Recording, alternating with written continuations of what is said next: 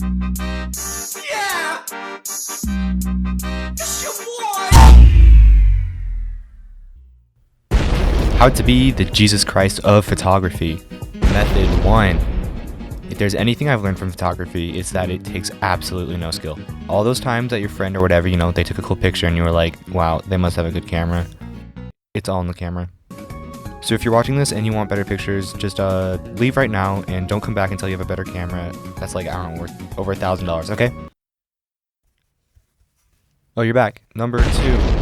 Obviously, best way to improve a photo is to blow out the highlight.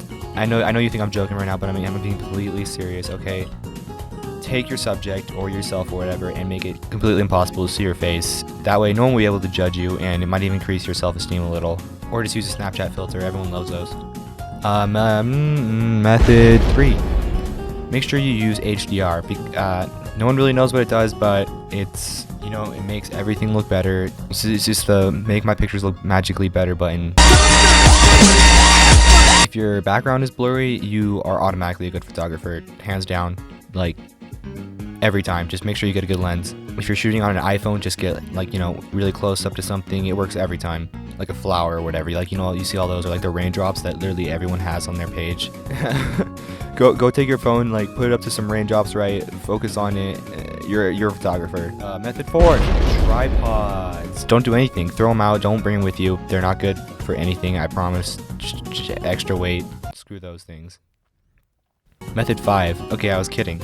The more gear you have, the better. You need lens filters and I don't know, a bunch of small tripods for stuff, and you need lots of if everything else just goes wrong, blame your camera. Method 6. Buy a new lens or something that has autofocus, costs over $500. Don't try to save money by purchasing a vintage lens and an adapter, okay? Because if it's old, it obviously doesn't function correctly. Method 1. If the picture is underexposed, make sure the ISO is very high. You see, the ISO actually stands for photography points, and the higher your ISO is, the more photography points you get. And that's how we decide who has the best photos. So make sure your ISO is over I don't know, 1600, and your photo will come out good every time, I promise.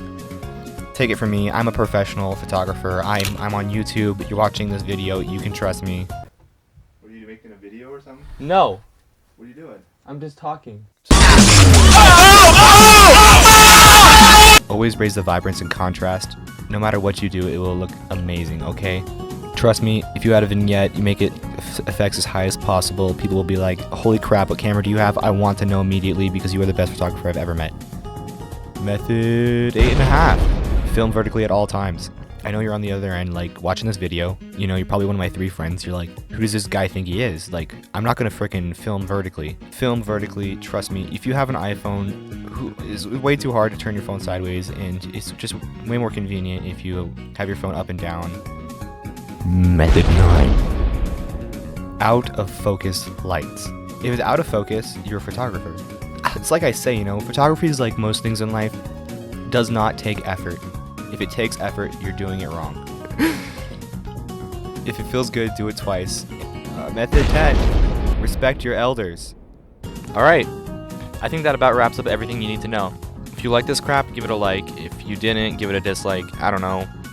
Tell me what I need to do better in the comments. And if you're like me, alright, and your parents left you at a gas station when you were 7, then subscribe. Bye.